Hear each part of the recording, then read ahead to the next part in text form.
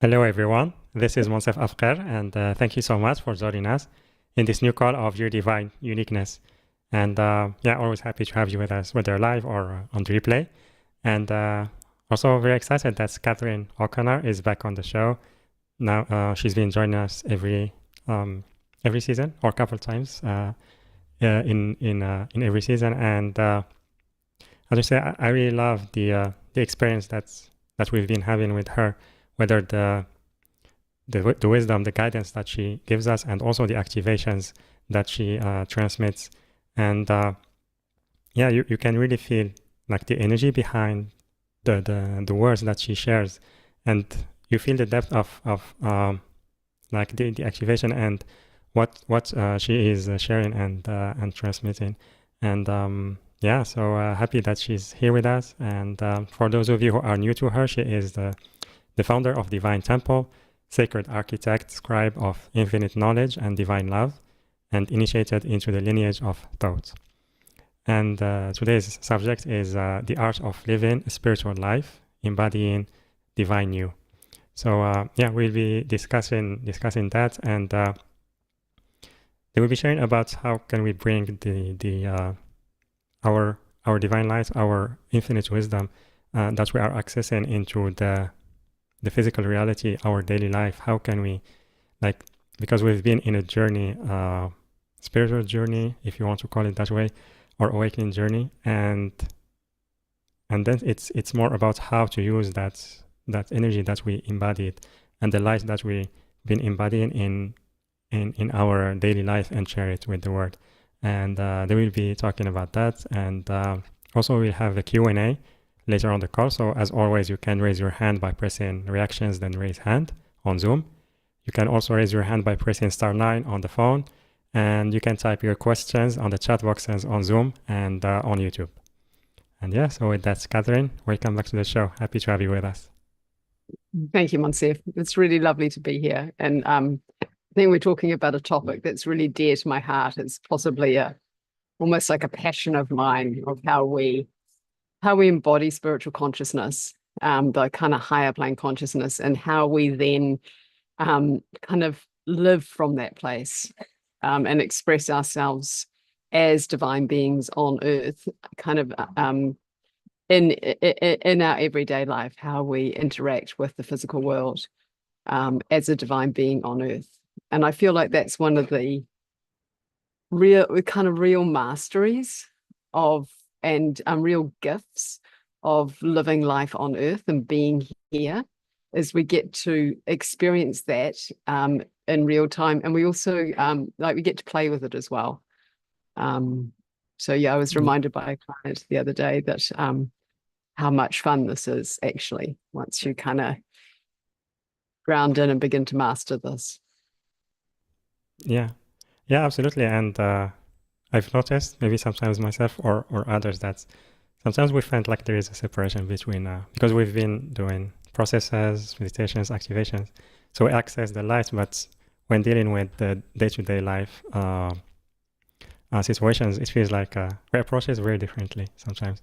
It's so I love the subject because it can help to bring them both together. Yeah, I think so. It's bringing them both together, and you can also there's almost like a parallel to the incarnation or the divine feminine, divine masculine. So as we incarnate the kind of creative energies, always tune into the creative field, which is in that kind of more higher plane consciousness, that's also can have more of a quality of the divine feminine.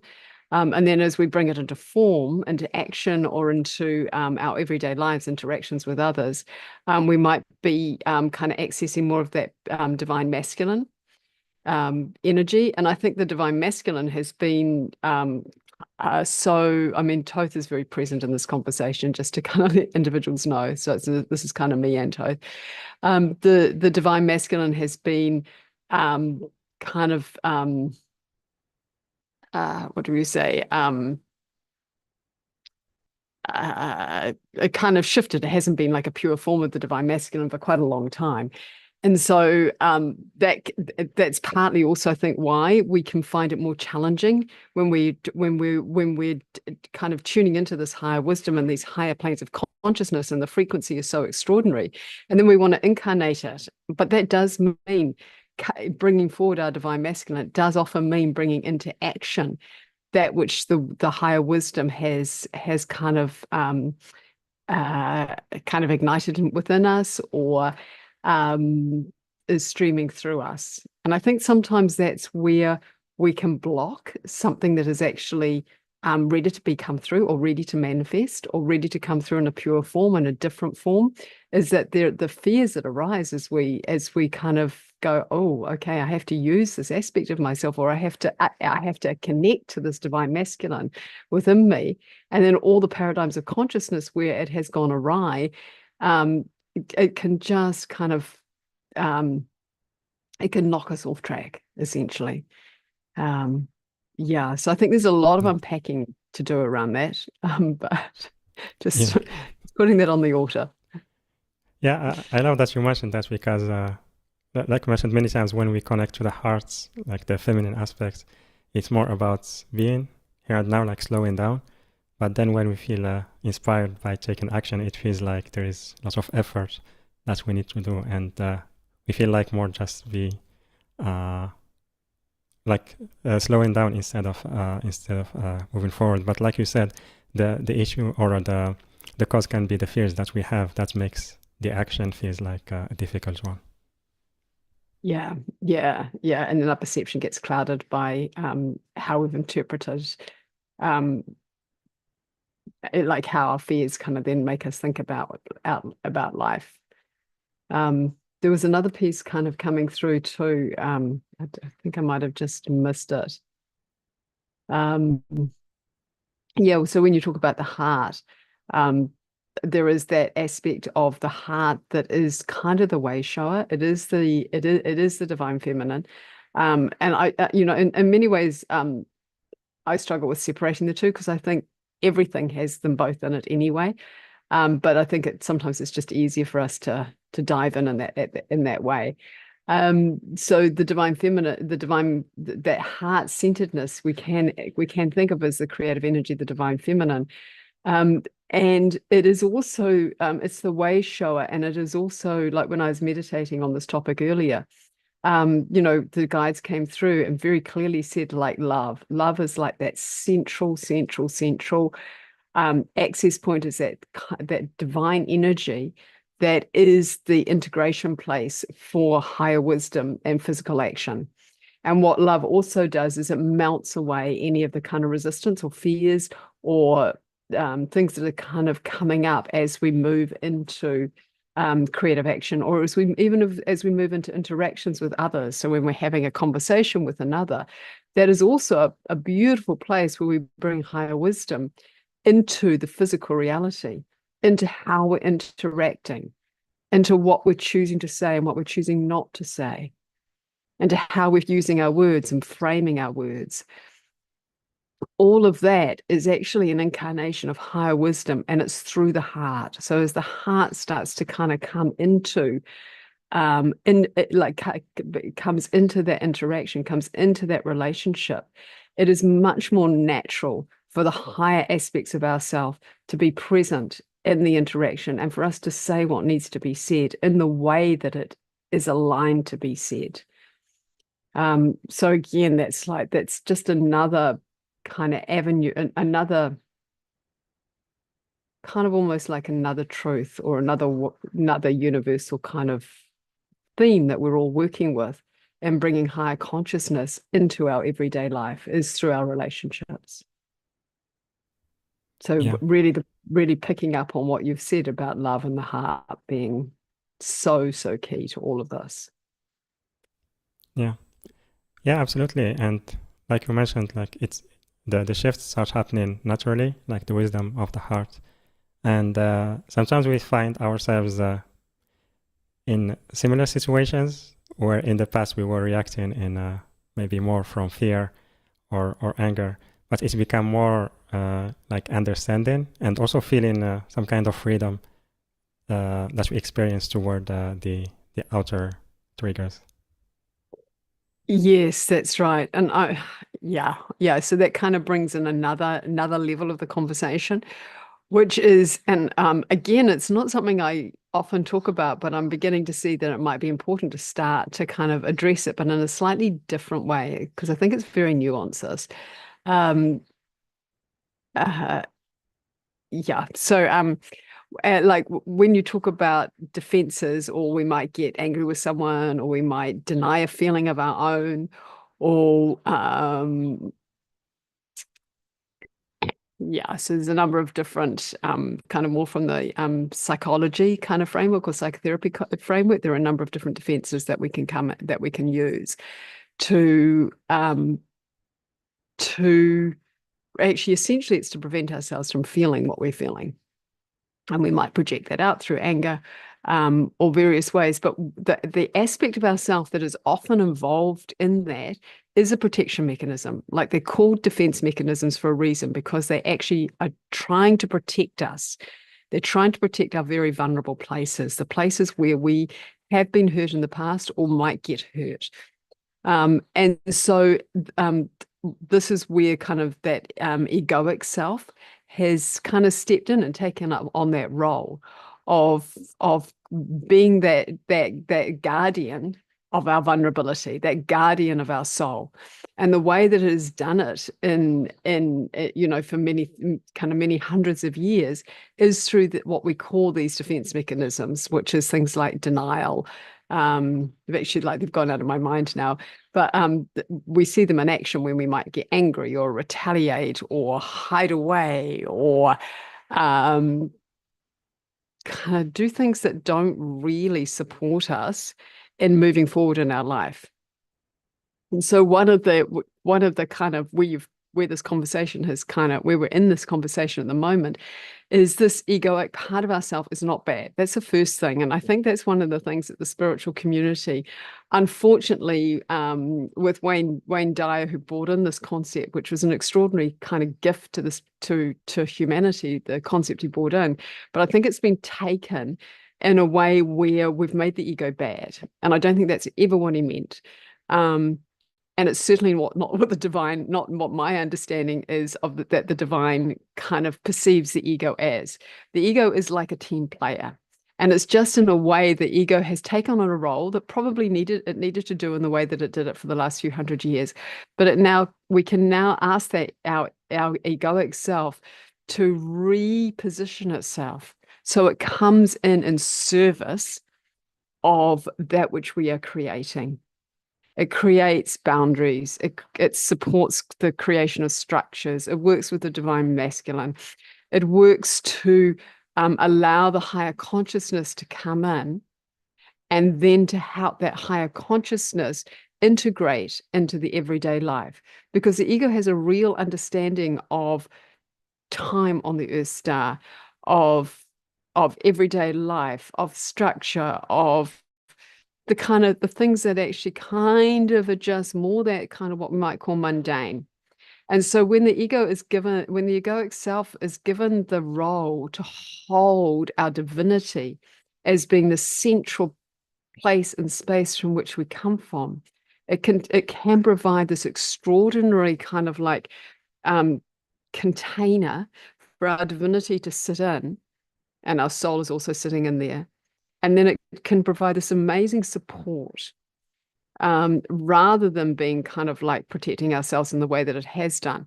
And so really it's about learning it's about the egoic self learning to redefine its role. So we redefine its role, and then the egoic self learning how to do this beautiful containment and beautiful holding. I mean, I think, I think, Jung said the first half of our life is actually developing a really good, strong ego. And that is really important, but it's ego in this form. And then he does go on to say that the second half of our life is to let it go. And that's really around, I think what he really means by that is that we allow it then becomes a softer, more easeful part of ourselves. We don't have to work so much with it, because it's doing its job really beautifully. And it takes like more of a supportive role. Yeah. So I know I've gone quite deep, and I hope I haven't lost you in that process.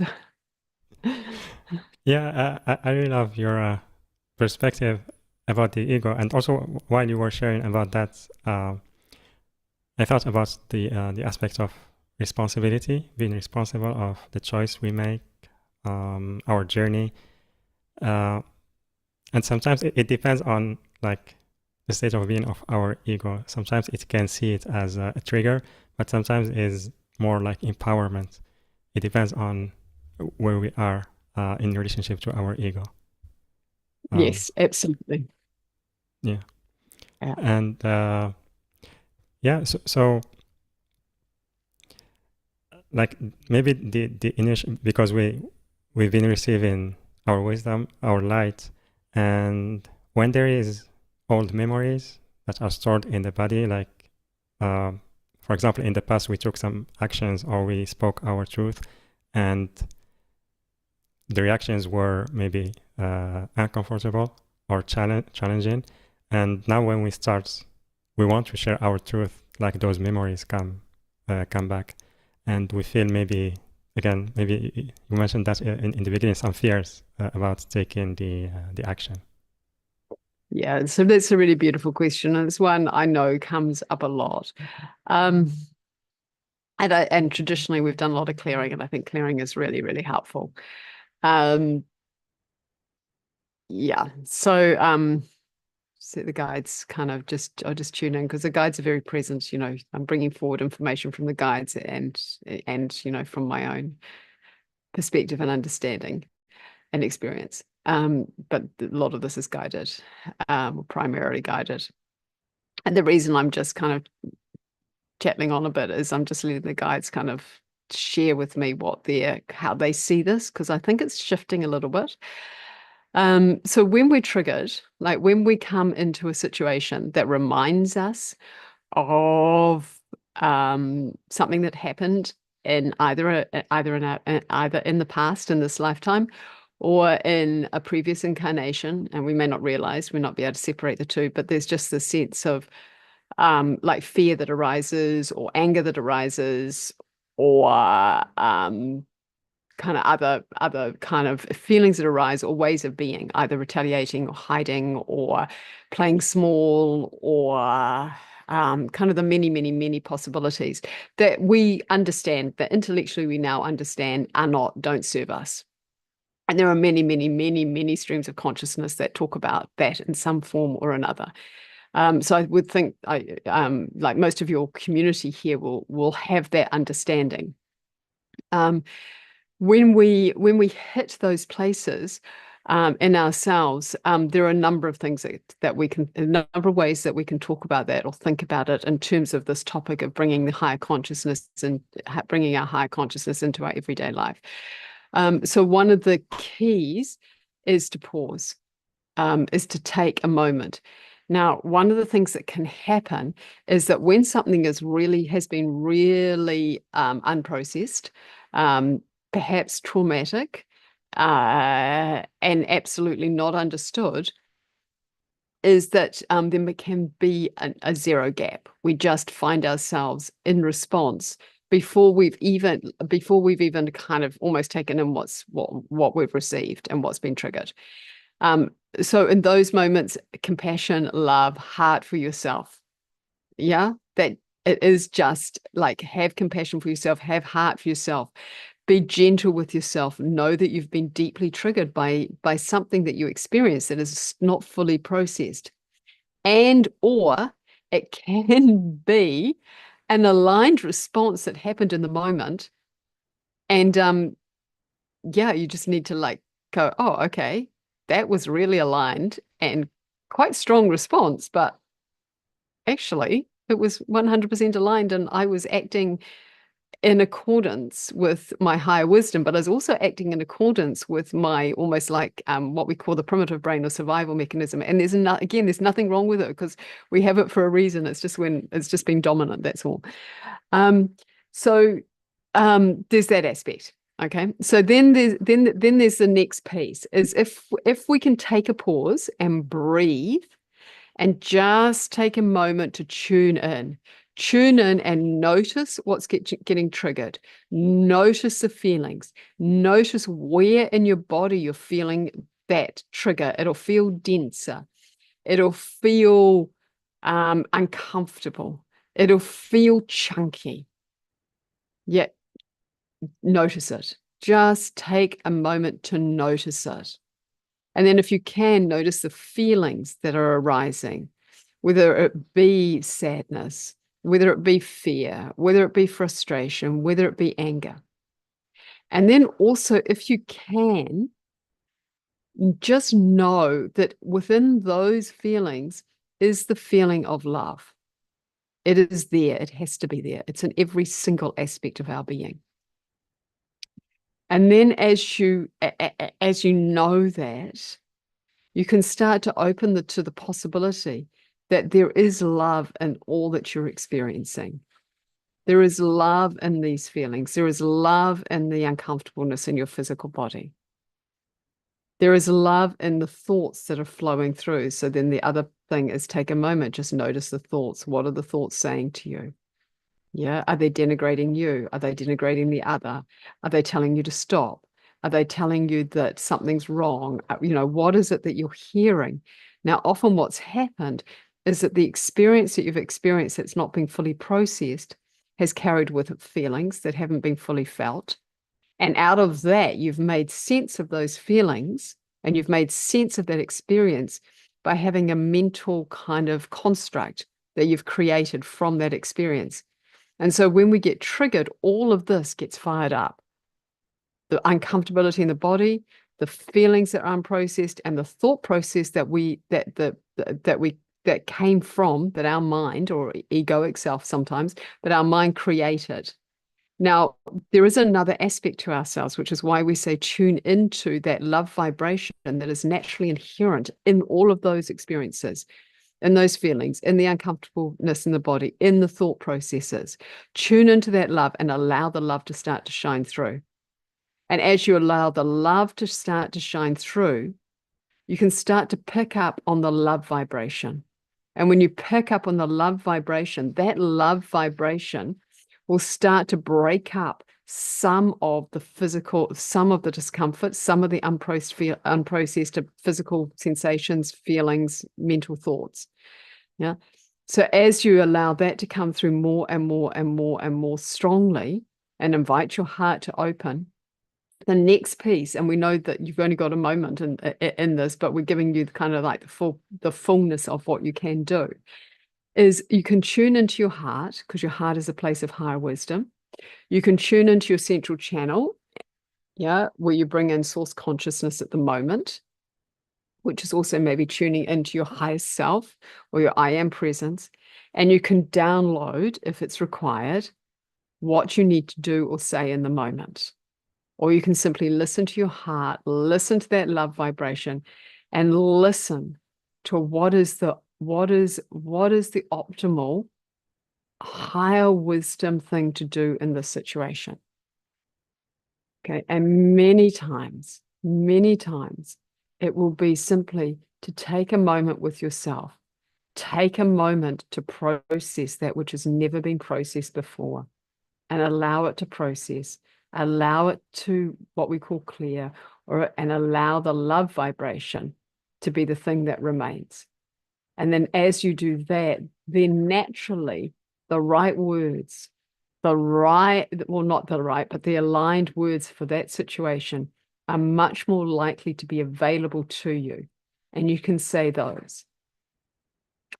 Now, we do understand that when you're in a relationship with someone, it's going really fast. So to do all of this while you're in conversation might be very challenging. So it's something that you can do like after the conversation. Like you can go back in and find out what was really going on, and then what was more appropriate to say. So it becomes a practice. So as you do it out, once it's happened and you go back and reflect and do it that way, the next time you come into a situation that's similar, you'll A, have the tools to slow down. B, you will have processed at least some of it through that introspection, through that reflection. And C, you'll have like a repatterning or the beginning of a repatterning of what you can actually say and how you can be in that interaction or a similar interaction in a way that does actually hold that vibration of love. So, yeah, we'll pause there. And you may want to go back and listen to this again because there's a lot in a lot of this conversation. Actually, it is going quite deep and quite full. Yeah. Yeah, I really love that because many times we ask mostly about the most intense experiences and how to deal with them. But like you mentioned, it's like a practice or training when we practice like pausing and coming back to the heart during those experiences that are less challenging, or maybe where we can have time to pause and to contemplate like the situation and how we are feeling. Like you mentioned, we will have similar ways when we are dealing with the more intense experiences that we don't have in like a similar time or enough time to pause. So yeah, and that's where the compassion of the heart for yourself comes in.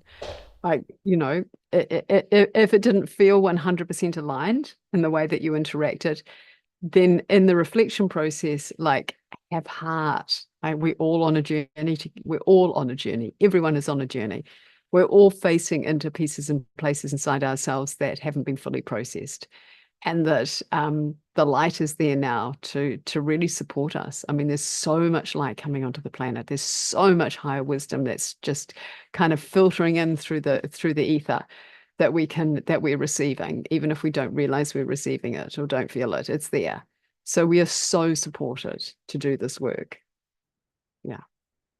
So have heart for yourself in the process. I can't say that enough. Like yeah, it's very important to be like to care for ourselves, to be gentle, and to hold the space through all of this transformation we're going through. And also something I noticed, like with time, when we practice this or we come back more and more to the heart, it's like we are able to focus more on the things that really matter to us. It's like we become able to manage our energy more and direct it where we really want it to be directed. Maybe little by little easier than before.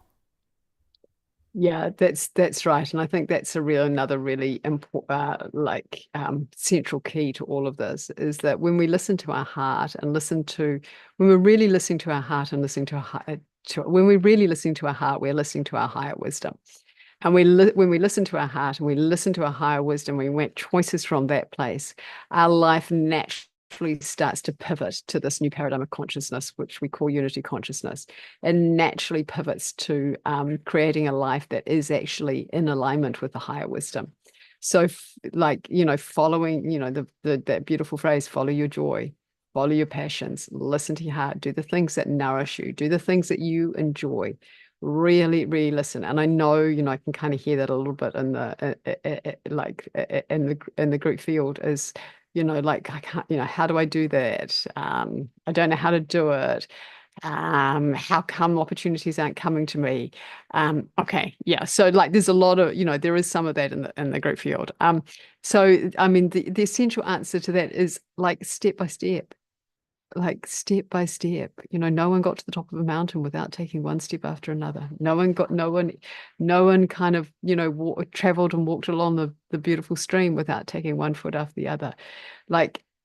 Just one foot. It doesn't have to all happen at once, and it probably won't, because the human body can only go at a certain pace, and it actually does speed up as you get more and more attuned to this.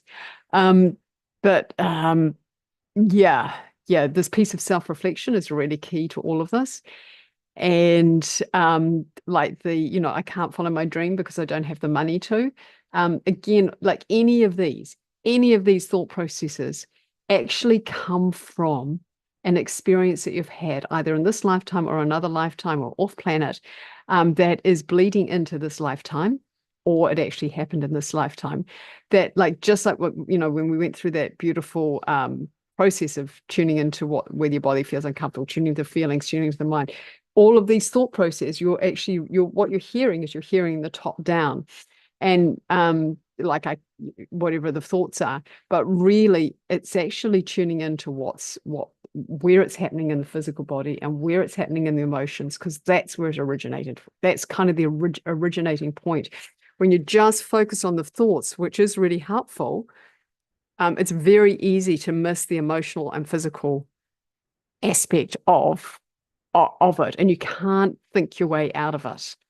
I think this is the other kind of like the other piece, that like when we get stuck in, when we're really struggling to, or being really challenged to bring this higher wisdom into our everyday life, it's often because we have kind of locked ourselves into a three-dimensional experience of the world, when the world is really multidimensional, or our life is really multidimensional. And so when we've locked ourselves down into this three-dimensional experience, this is kind of where that clearing can really help, like just sitting with a practitioner, having the clearing, but it's also where the reflection can really help. But more importantly, it's learning to connect to your body, and learning to connect to your feelings, and working from the feelings and the body and then up through the mind, because it is actually much more challenging to work down. It's like what the thoughts that you're having are just an indication that there is an unprocessed experience. So that's one way to look at it, and that's that's very kind of just psychotherapy. The light piece that I would then bring in is like, you are a divine being.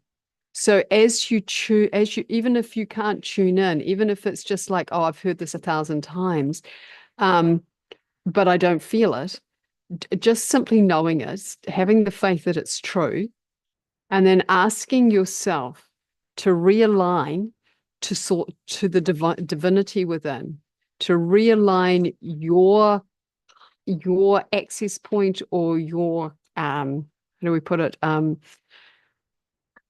that kind of your balance point, the place from which you come, like, when you have a pendulum, or a kind of thing, the scale, so you have a point where it will balance. So you're kind of tuning into that point where it will balance, which is the divine self.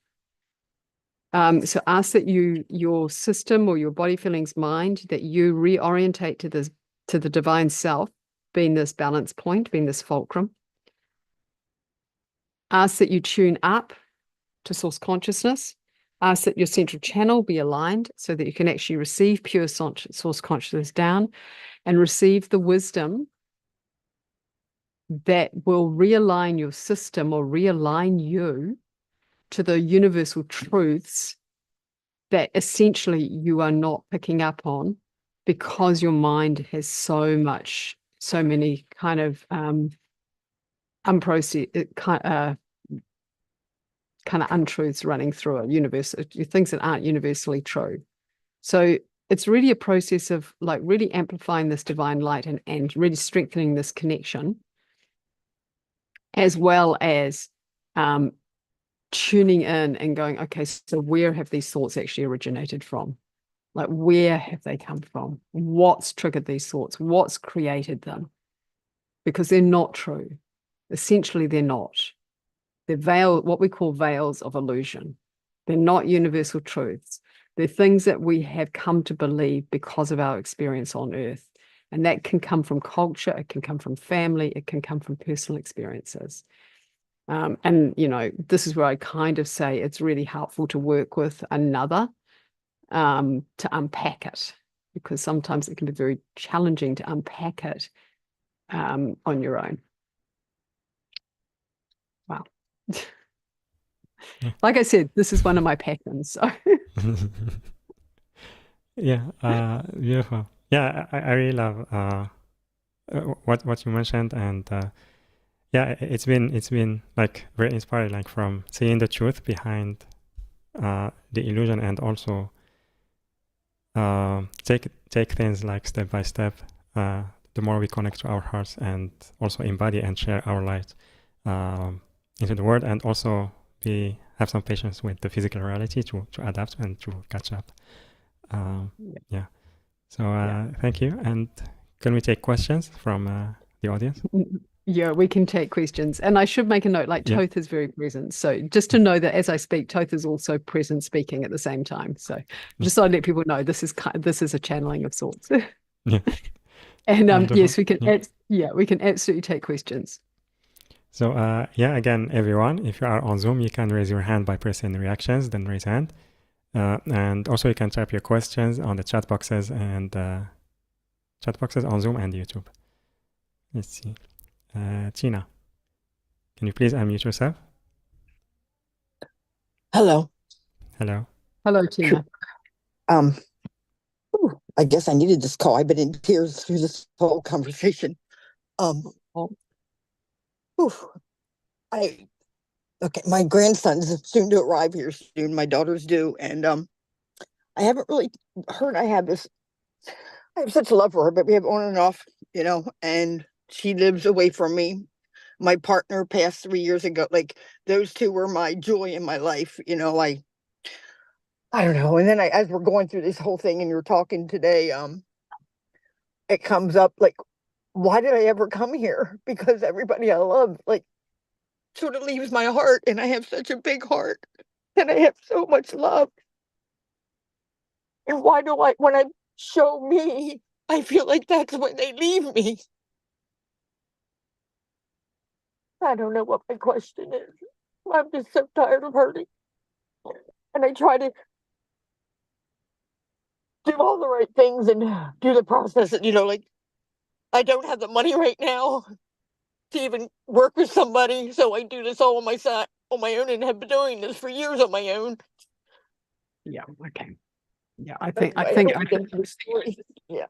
Yeah, no, it's beautiful that you share, Tina, and thank you very much for sharing and for speaking what you're speaking. And my sense is you won't be alone in your experience. There are other individuals. I don't know if you can see, but there is an individual who's hearted you. You're speaking an experience that many individuals experience. There's someone else that's hearted you as well. So that you're speaking of an experience that others also have experienced and have some ability to connect to because it's universal.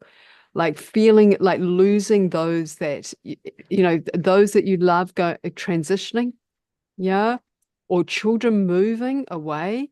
Like these are these are real, like these are experiences that can take us to the deepest parts of ourselves. Well, it started, like, I moved with my dad when I was 12, and he moved out with another family and left me by myself. So it's like, it seems like this has been a journey.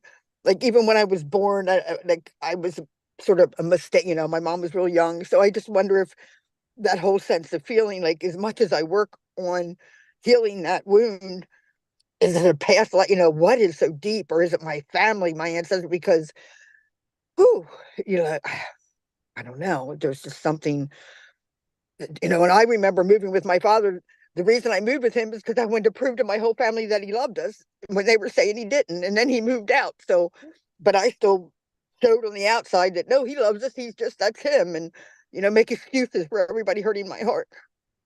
Even my daughter now, like, anyway. Okay, Tina, I'm going to let Thoth come through. Okay. Okay. Tina, my dear, thank you for sharing. It is very, very amazing to share from a place of such truth and such vulnerability.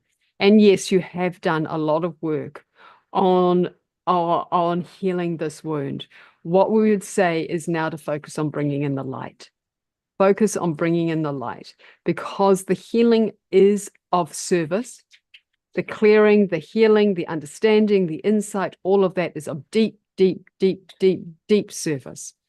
And the step that you are resisting, or the step that you're finding challenging, is bringing in the light, knowing that those who loved you still love you, knowing that those who have moved away, they still love you. They may not be in physical proximity. You may not be able to see them so much, but their vibration of love is still with you.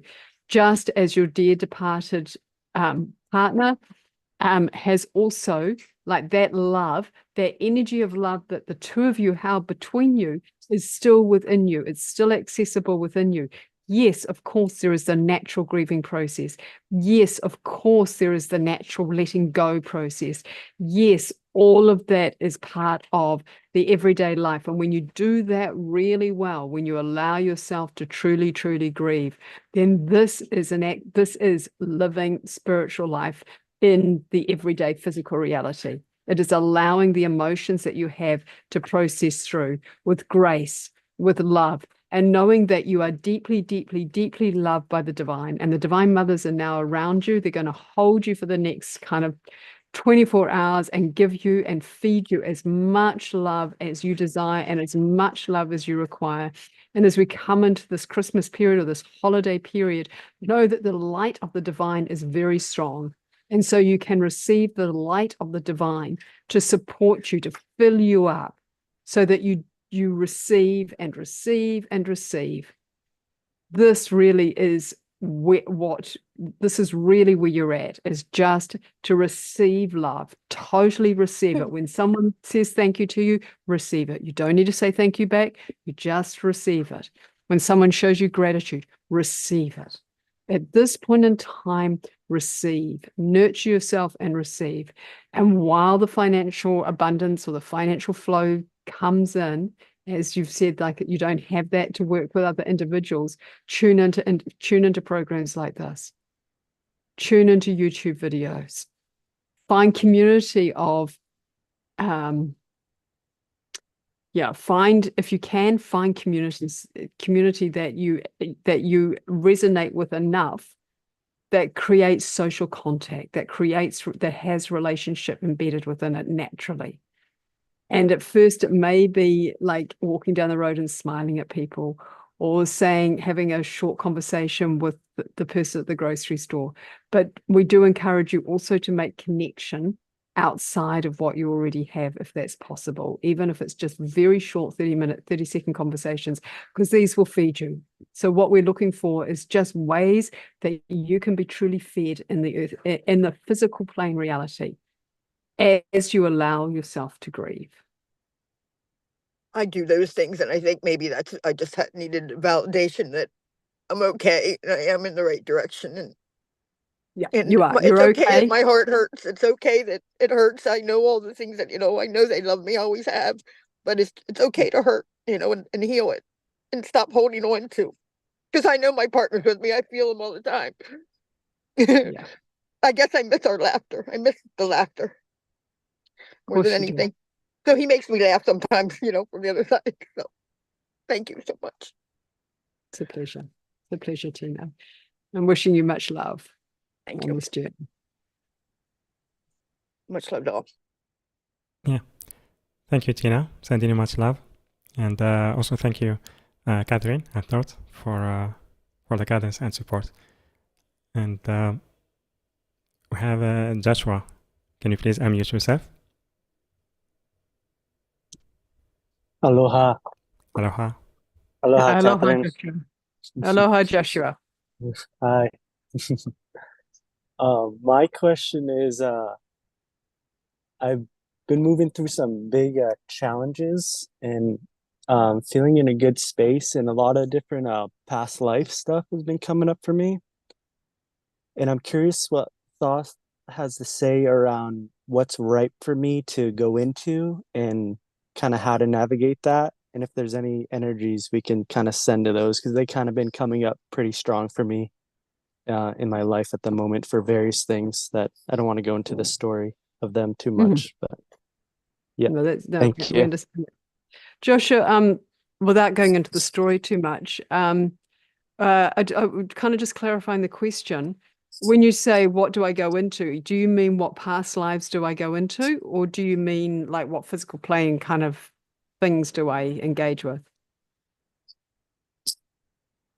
I guess kind of just an overall question, but also like past, like I'm having one about my throat with a rope around it, and then another with witch wound stuff coming up around being a healer and different things that happened. Thank you. Okay. So this is where clearing, this is Thoth. This is where clearing can be really useful. So when you're getting very, very, very, very, very, very, very, very, very clear kind of visions or messages that these past lives are having a significant impact on this current life, this is where it is really, really helpful to go in and clear them. You can, Joshua, you can clear them yourself. And it's always easier with someone else because it just is.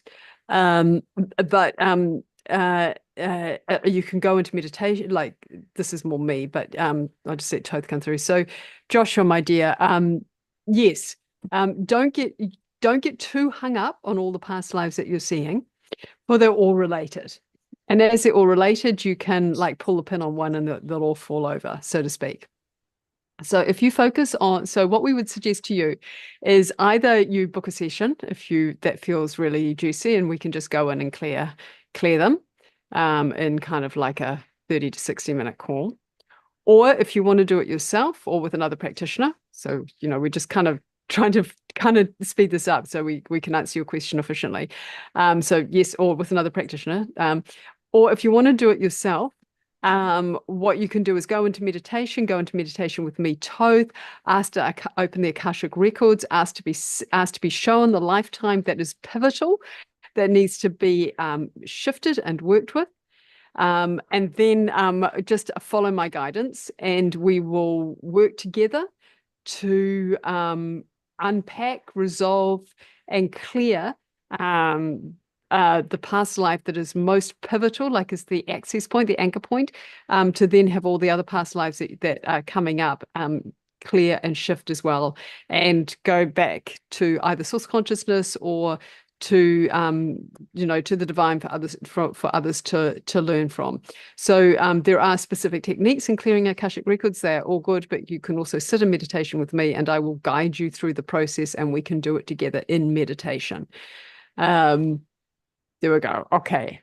So our senses, like as we're speaking, there's energy shifting in your system, and it's kind of started in a way. That process has started, and as you've cleared those, and like you mentioned, that's that's stopping you from being the healer that you are, yeah, it'll kind of open the door on your next step in your evolution of that journey that you've been on for quite some time. Does that answer your question? Yes, thank you. That actually helps a lot. Yeah. Thank you so much. That's a Very pleasure. powerful. Grateful. Thank you. Yeah. Blessings. Thank you, Joshua. And thank you, Catherine, for the guidance. And let's see. Tanya, can you please unmute yourself? God. Hello. Hello. Hello, everyone. Happy to see you all. So my question is, you were talking about playing small. I thought I did a lot of clearing and healing and you name it. And I'm still playing small. And I don't know if it's even not fear of now judgment or kind of failure, but I don't think I trust myself or trust my knowledge, which is very strange.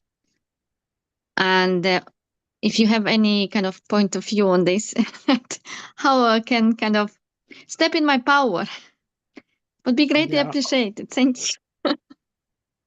Okay. So I'm going to need to bring in a bit of light language because Yes, please. yeah, it's not so much for you. It's really just to kind of connect with Thoth in a way that's going to connect with you at the same time. So tina ata ti ake, although you will receive and all will receive. Tina ata taka ake ne tia. So Tina, my dear, you have been on this path for a very long time. And you speak of one of those universal experiences of playing small, where you hold yourself back or you dim your light, you don't speak your truth fully, you don't allow others to come in and come close to you. Yeah. So when we clear what we're doing is we're really clearing the well, we're doing a number of things. We're clearing we're clearing space so we can let the vibration of love and light come into that denser area. So one aspect of clearing is it's really vital to then anchor in love and light. One piece. And then the other pieces, like when you're playing small, there is usually usually a deep-rooted fear. That and what we're wondering, because is we're wondering if this deep-rooted fear is something that you haven't yet fully accessed, you haven't yet fully accessed it within yourself. And that over time it will show itself and you will see it. Well, I feel it right now. Yeah. You're starting to, it's like you're not even showing it to us, and that's perfect. That's totally fine.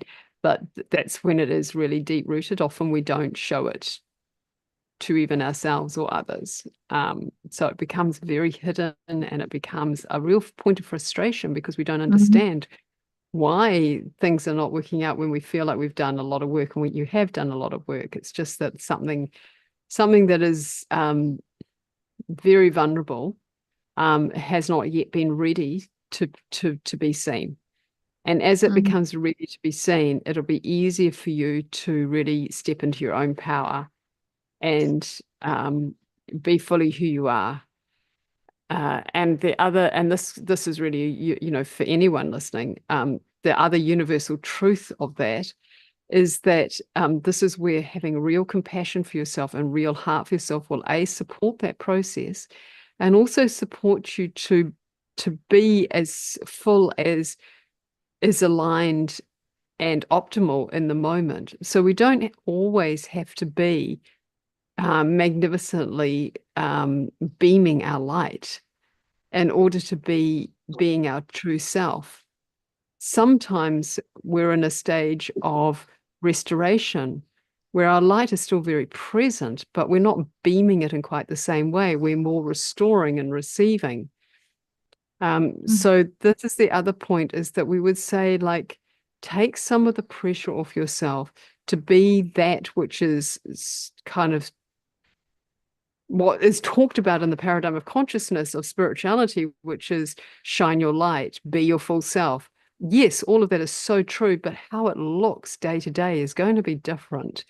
And so when you take the pressure off yourself to be and be, you know, stepping up and fully present and fully powerful and not playing small, you're actually giving yourself permission to be who you are in the moment.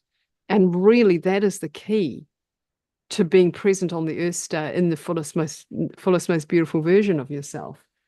So there's nothing wrong with being in a stage where you're at the stage you're at. It's perfect. It's absolutely perfect. And so to love yourself on the stage and know that this is your light shining through when you love yourself for where you're at, and that you don't have to do it all at once. No, it is a process, just like when Catherine channels, it's a process of mastery that becomes more and more refined with practice. Everything is mastery on this planet. Everything is practice in some form or other. Yeah, and so that's really why we say just love yourself through this process. And then the other piece of information, or the other piece of guidance, is again very similar to the earlier call with Tina, is open your light channel, bring in the light of source consciousness, really anchor in that light, because there's also codes within you that need to activate. And those codes are ones that when they're switched on fully, you won't know yourself. There'll be a real kind of a real place of empowerment within you that really gets turned on. Thank you, Catherine, so much. Yeah, I just feel guilty, but I shouldn't. I know. I just have to take one step at a time. Thank you so much, Catherine. Thank you. Thank you, myself. Thank you. Thank you, Tanya. That's a pleasure, Tanya. And look, I just want to say to that guilt, that's something to release or transform. That goes for everyone in this call if you have that experience. Yeah. Thank you again, Tanya, and thank you, Catherine, for the guidance. And we have more questions coming. We will continue with them after a couple of minutes. So for now, Catherine, I would love if you can tell us about we are offering a masterclass, which will be on the end of the month, December 30th, depending on the time zone. And also there is a one-on-one private session. And I invite everyone to visit the page yourdivineuniqueness.com/Catherine, yourdivineuniqueness.com/Catherine, CATHERINE. Or you can click on the special offer button, which is on the live events page, later on the replay page, the link also on YouTube video description, and the chat boxes on Zoom and YouTube. So Catherine, I would love if you can tell us about these two parts of the program. Yeah, sure, Monsif. This is happening on New Zealand time, the 31st of December. So in the Northern Hemisphere, for example, in the States and Europe, it will be happening on December the 30th.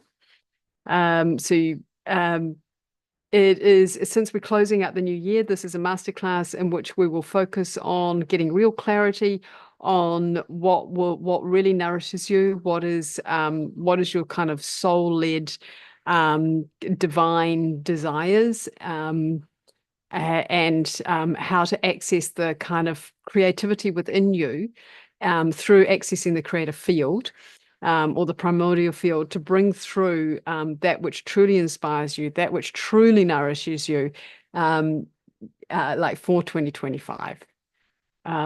Since this is kind of like the kind of one of the most sacred times in the year, there is also like a bonus gift to this masterclass, which is, part of this masterclass is also a 30-minute one-on-one session. So if you can't make the masterclass on the 20th or on the 30th or the 31st, then you will be included in the energies. You'll be able to listen to the recording, and you'll also get that 30-minute one-on-one call. So. Yeah.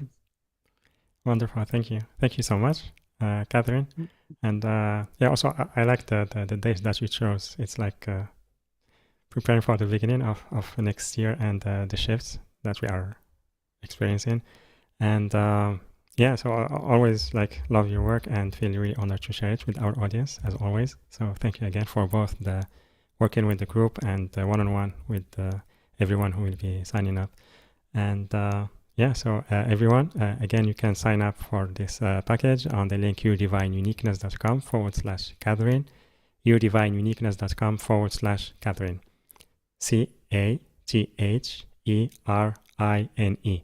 Or you can click on the special offer button, which is on the live events page, later on the replay page. The link also on YouTube video description and the chat boxes on Zoom and YouTube. And let's continue with the questions. From YouTube, Alan on YouTube. Hi, how is it possible to come back into balance when I feel the divine feminine has completely taken over and the masculine part is on the verge of death? Feels almost like the end of physicality. Oh, wow. Okay. Can you say his name again, please? Alan. Alan. Yeah. Okay.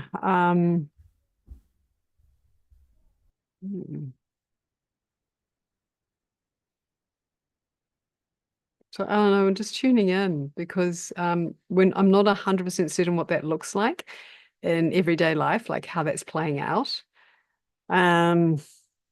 So Thoth is coming in, when the divine masculine, so when you have emasculated the divine masculine within, and over, we're reading you, so to speak, at the moment.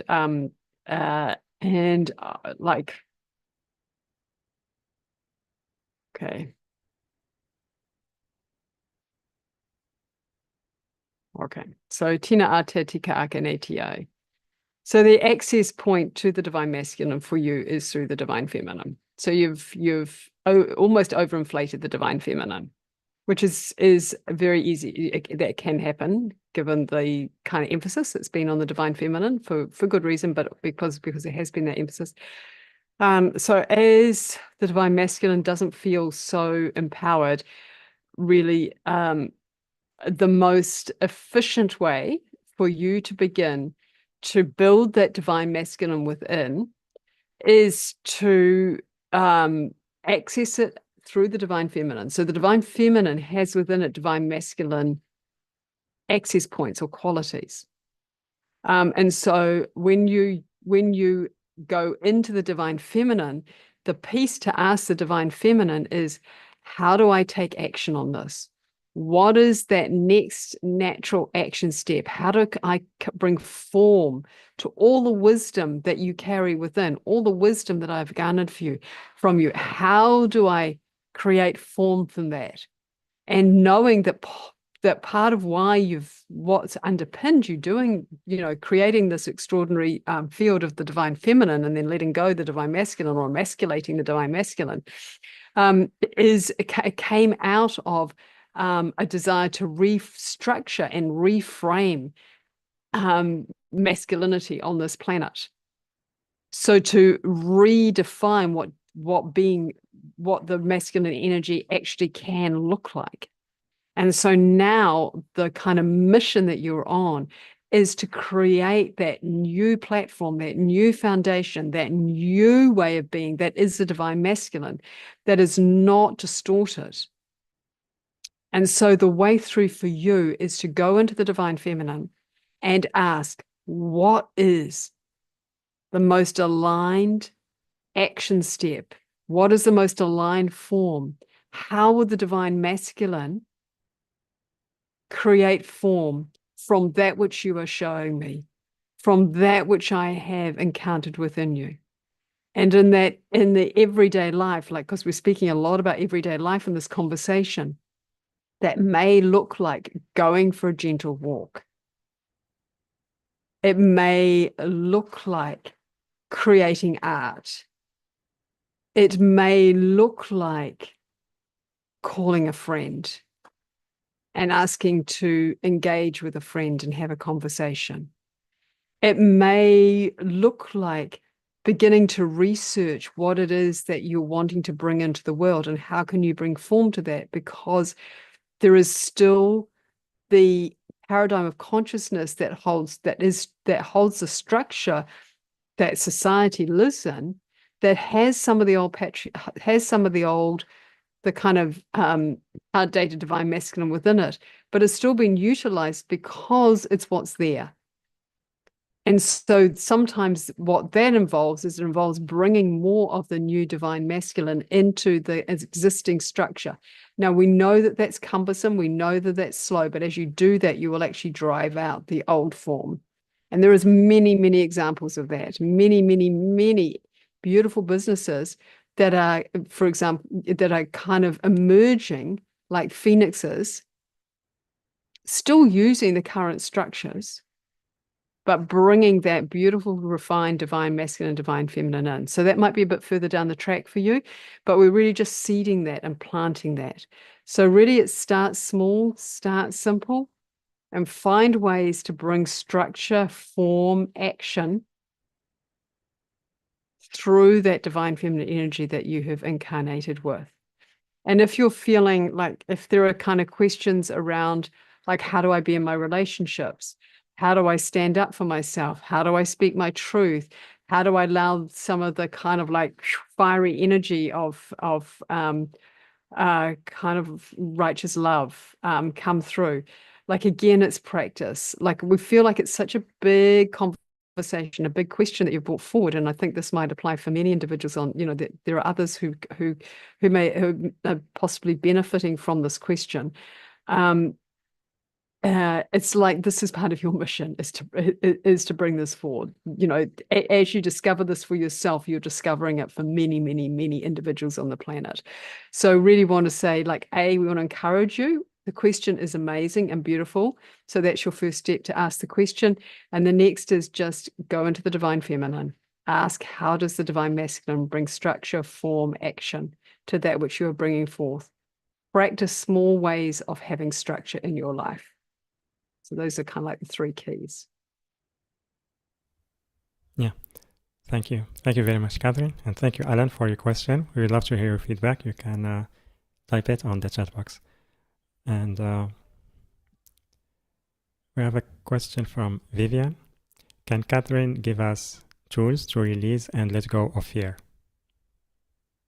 Yeah, I can give you, yeah, can I give you tools? Okay, so let Thoth come in. Okay, my dear, there are many, many, many, many tools out there to release and let go of fear.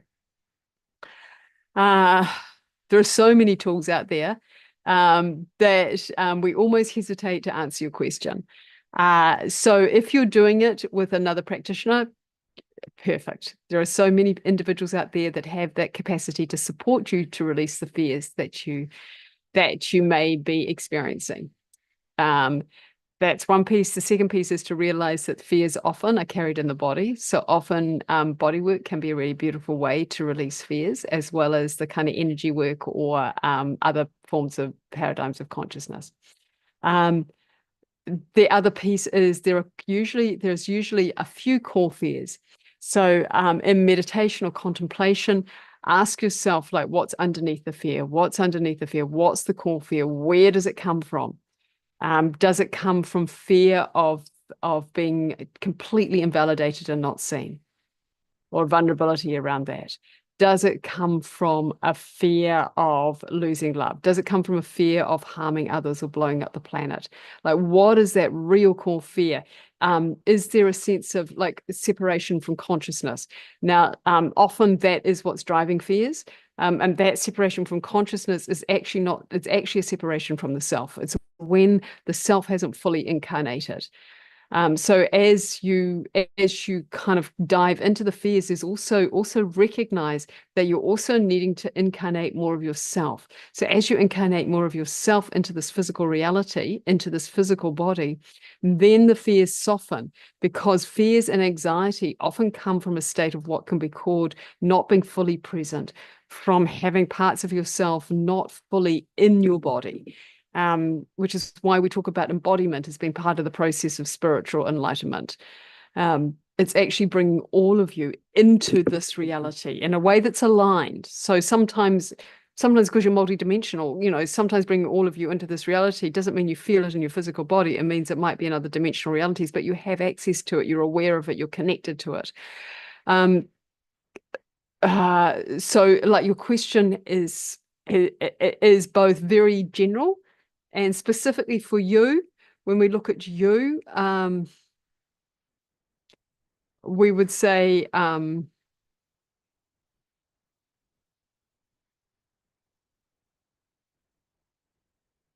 okay, we would say that like it's located in like infancy, either in this lifetime or past lifetime, and to sit with the infant, sit with that kind of early childhood experience and really tune into what is this deepest fear and where does it originate? What was the experience in this lifetime that created this fear, and how can I redefine that experience? How can I re-navigate and update it to this current reality where it's no longer happening? How do I release all the feelings and emotions and process those feelings and emotions around that experience? And how do I then bring that and update that into this current reality where I'm no longer experiencing that, but I'm re-remembering it. And that experience of re-remembering is coming through as fear of. Cool. Okay, so we think we'll pause there because we think that, there's a lot to that question, and it's a very general question. It's a big question. Yeah, so if you have any other questions around it, you might like to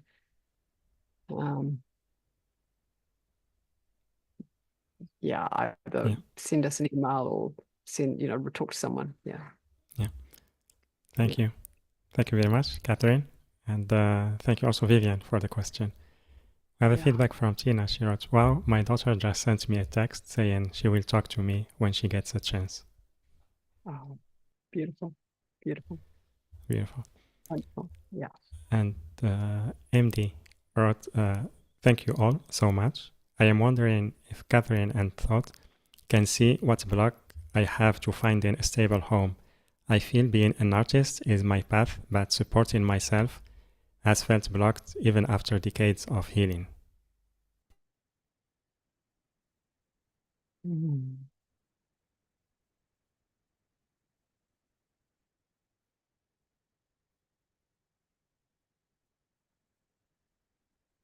Tina ate titirana ate tia.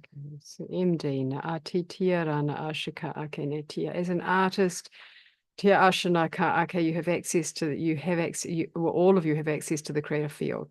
As an artist, you have access to the creative field. Tina ate tika ake titirana ashika ake tia. And when you have that innate kind of gift or ability to access the creative field with ease and grace, you also have access to create that which you deeply desire, including resources to support you in your artistic endeavors.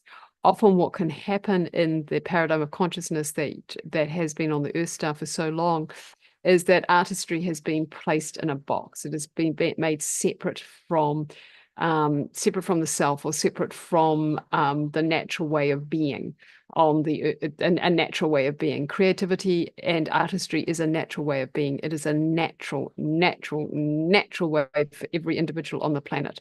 You have the ability to bring that artistry, that creativity in expression through your art, through your hands. And that is a divine genius. That is a gift. So when you ask what's blocking you, what we would say is more. It's just a belief. It's a belief system that somehow being an artist and manifesting and being a creative individual are separate. They're not. They're one and the same, which we know, for all artists do know that inherently. However, it is actually shifting the paradigm of consciousness that you've connected into. That is a cultural paradigm of consciousness that somehow artists and being a kind of genius manifester are somehow different, and that artists and somehow are destined to a life of, we're going to keep this really kind of efficient in the language that we're using, so it's chunky language, but are destined to a life with less financial resources. So it's shifting that out, and is also tuning in. So that's what's blocking you, is that belief. And it's tuning in to your innate creative capacity, allowing that to align, which is what the masterclass will be working with, is allowing that to align with the creative field. And you can do this with ease and grace because you're doing it naturally when you paint or when you do your art through your hands. I'm not sure what sort of art you do. There we go. So that's actually starting to shift. And then visualizing the home that you require, allowing that to drop into your field, allowing yourself to feel the experience, feel what it feels like to own the home, feel what it feels like to be in your perfect environment. Yeah. And then stay with that state of feeling. So you stay in that state of feeling. And this is very general, like this is a beautiful kind of manifestation tool, so to speak, as long as it's done with kind of depth and truth. Allow yourself to experience that state of being and really, really experience it, and then come from that state of being. So you stay in that state of being. That is the experience for you of having created this beautiful home. And then from there, where the divine masculine comes in, is like, so how do I create this? Like, how do I create the financial flow to support this vision? Yeah. And if like, what channels do I need to open up in order for financial flow to come in so that I can have this vision? That is the divine masculine piece. That's the structure piece. That's the egoic piece, where the ego comes in and supports without it being kind of the leader. Yeah. And it may be that you charge more for your paintings. It may be that you have other ideas, but as a creative individual, you'll find those ideas. Okay. So we feel like we've kind of downloaded like the essence and like a starting point for you. Yeah. She wrote, thank you so much in the end of the chat. And Also, Vivian shared, thank you, Catherine. And Alan on YouTube wrote, understood, thank you, with a smile. And we have a question on YouTube. We don't have the name of the person. How can we connect to our multidimensional self? Okay. All right. Beautiful. So I was just getting like guidance. It's a beautiful question. And as you haven't put your name, we don't know your name, it makes it even more aligned. So I was just getting a guidance from Thoth to bring in like a little bit of kind of experiential energy, so you get to experience some of this work. So often in these calls there is more of that, but in this call I was guided to more give a lot of kind of insight and guidance. So that's a beautiful question where we can bring in this multidimensional experience. So tina a tita ka ake ne titia rana ashana tika ake ne titia ake. Connecting to your multidimensional self na ashaka ake ne titia rana ashaka ake ne tia. So any of you who wish to have an experience of connecting to your multidimensionality, simply say yes in your mind's eye.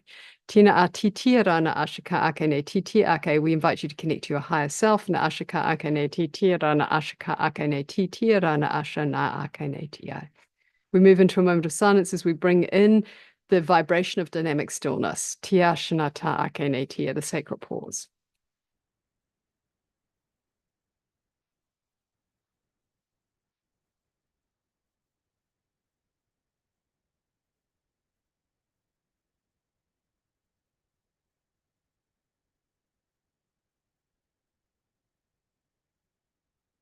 Inviting you to connect to your fulcrum, to your divine, the divinity within this stillness, within this dynamic stillness.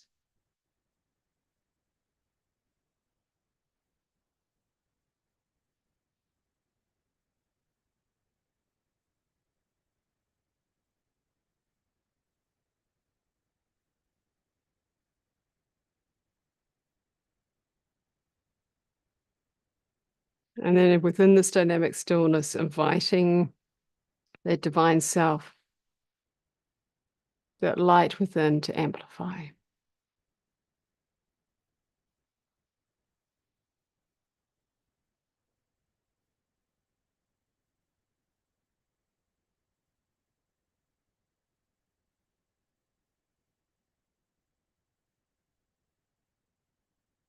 And as it amplifies, inviting those dimensions,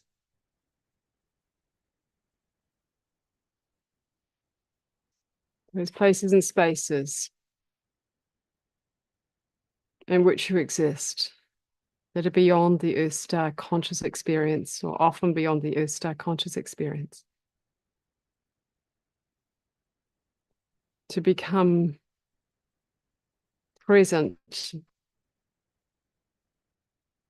in your field of awareness through this dynamic stillness and through this amplification of the divine light within.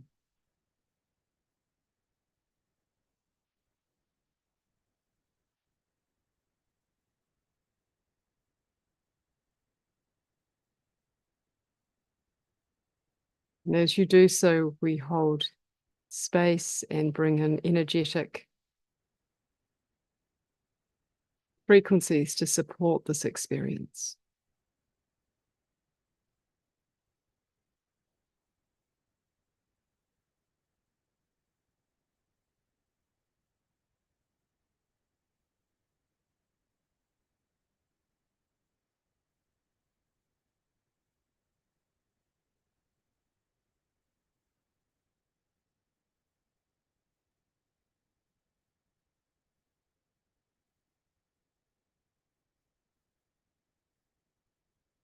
Yarana che titia rana ta akene tia. As you amplify the light within, you connect, or have that access point to connect to all those realms, those dimensions in which you exist. For the light within is like the line in the hologram of your multidimensional self. It is this access point. And as we've heard many questions today and have been asked for insights and points of view,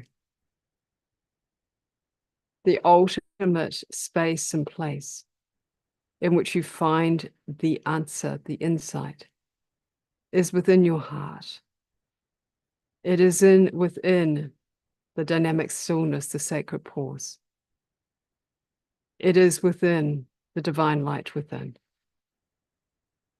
It is within yourself that you truly find the answers, that you truly know. Tena titia rana tasana tika akenetia.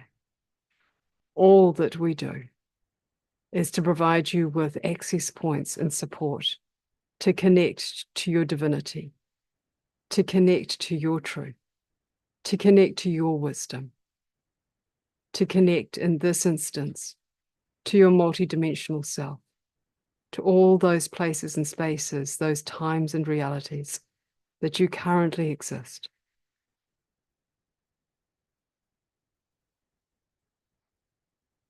Or the higher plane consciousness that is yours to receive is now present in your field. And as you develop this practice of being present with your multidimensionality and with these higher planes of consciousness, and the practice of bringing this information through into that which you engage in your life, you naturally spiritualize your life, your physical body, your emotional and mental body, and you bring the light to yourself. You bring the light and wisdom to the multiverse, to the earth, and to others.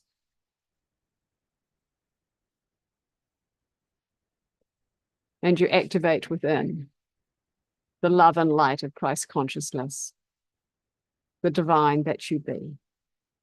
Tina a titirana ashana tikitita arana ashana tika akene titirana ashana ta akene titirana ashamatita ka anatata akene titirana ashanata.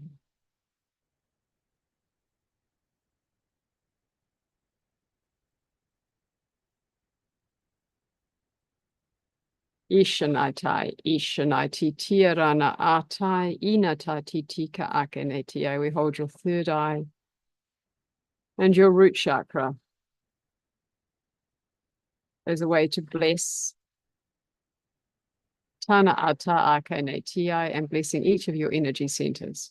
Ashanata Akeneti Akanata Ake, inviting you to continue this journey of coming into this deep, deep, deep sacred relationship with your divine self. Ashanati Atana Atata Akenetia, which is in essence your multidimensionality, your multidimensional self.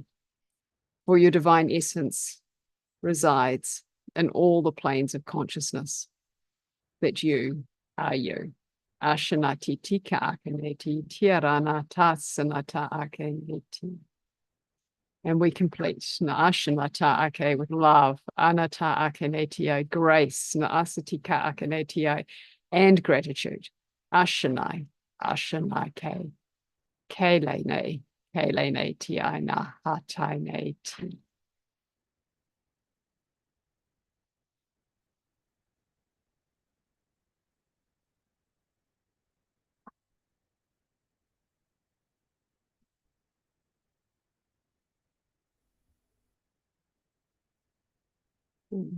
Inviting you as you're ready, with kind of the supportive light to support you to integrate that experience, to come back into this waking reality present on this call with us in this now moment.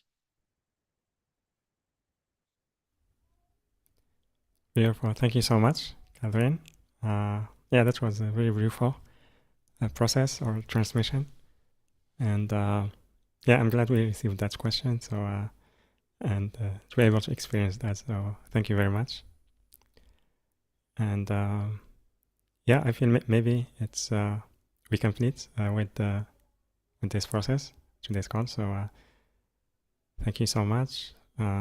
Stefan wrote, that was amazing. Thank you. Tina, thank you so much. Catherine and Thoth, feel a very strong connection with you and Thoth. So grateful I was able to be on this call today. MD, so beautiful, very grateful. Joshua, grateful. And yeah, Rose, also beautiful. Thank you, Vivian. I feel in my heart expanding. Thank you. Yeah, thank you everyone for the comments, the questions, being here with us today. And yeah, the comments still come in. And yeah, so Catherine, thank you so much.